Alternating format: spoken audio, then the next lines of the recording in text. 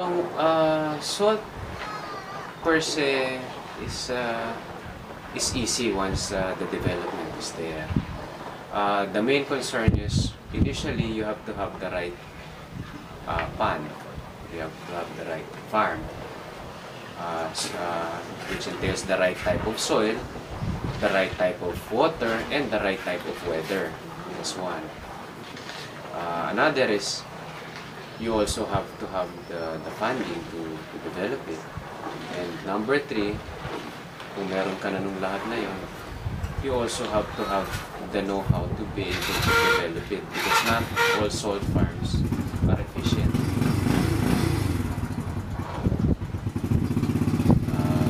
What else? So, once you're already there, ang medyo mahirap sa kanya, ang salt farm kasi you have maraming tao.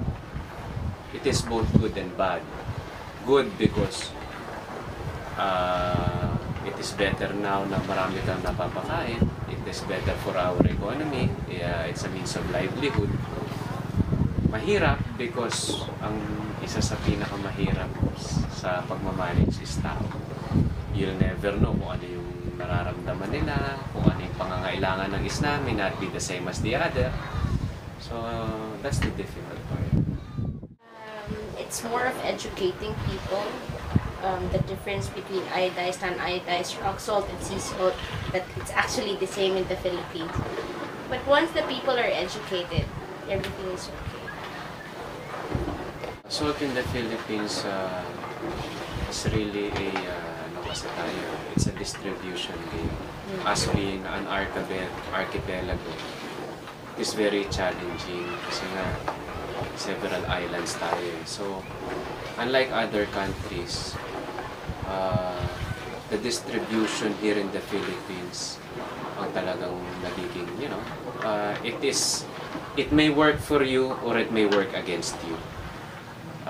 It may work for you if you have the funds because to get out of Mindoro, you need to be able to bring it out through vessels and you have to know big clients. You have to be able to. He's talking about yung per sack na shipments. The whole business, the distribution business. So it's easy once used, once you're in.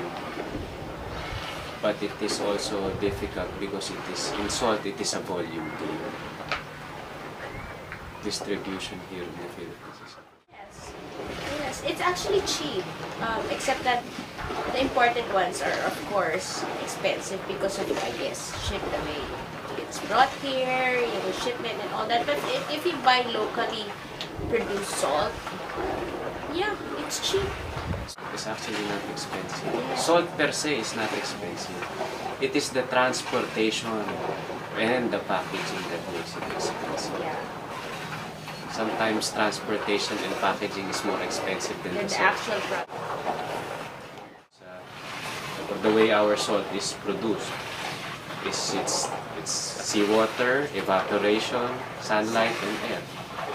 So it's very natural. So yun lang yung that's the only formula. In anything that will evaporate the fresh water from the how should I say, the H2O from the seawater will produce salt. So you can either do it by the natural evaporation or you can do it by cooking. Salt production is 90% evaporation and 10% the actual salt production. So as far as the seed is concerned, I guess it's the very high saline water that is put onto the crystallizers, which produces salt on a daily basis during summer. Salt farm is 90% of which consists of all evaporations. So starting from the first deposit pond to the number 1 evaporating pond until the number 5 evaporating pond. Before we get to the crystallizers, which the workers pour on the crystallizers and become salt a day after. And it is harvested on a daily basis. That's the crystallizer, right? The each box. Well, everything is done by gravity. No? It starts from the end of the farm. Dun siya pinapapasok yung seawater. And then the water moves, dinesign namin siya in such a way na it moves like a snake, nag-S siya until we get to the portion dun sa last dryer, which goes down to these canals. These canals now feed the crystallizers. As you can see, there is already salt in these canals. Ano na yan eh, that's practically liquid salt. So once you put it on those crystallizers, tomorrow ano na siya, magiging asin na siya. Basic notion ng salt is NaCl, sodium chloride. But our body, we need more than just sodium chloride. We need other trace elements. We need magnesium, potassium, phosphorus, calcium, other trace elements, which is present in sea salt. Because sea salt has all the other trace elements that seawater has to offer. I guess unlike pure grade salt, which is pure grade sodium chloride, yun lang ang laman niya. Kaya minsan when once we feed our body with just pure sodium chloride, there are other trace elements that we are missing out on. Plus, it is said that our body is composed of 80% water, right? So, for our organs to function the way it's supposed to function, we need to retain water.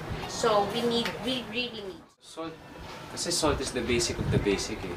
It is actually used also for textiles. Yes. It is Yeah, used for dyeing, for- mga ganyan. basically almost all products that you come across with uses salt. Plastic making. mga It's ganyan. just a matter of what grading of the salt you will be needing. Salt kasi cannot be produced in just any province. You need yun na nga, Type 1 again, weather. you need your water, you need your farm, but more important is you need a long dry season. So it may be hot in your place, but if siguro it rains once in a while, then it's going to be a problem. Avoid stress.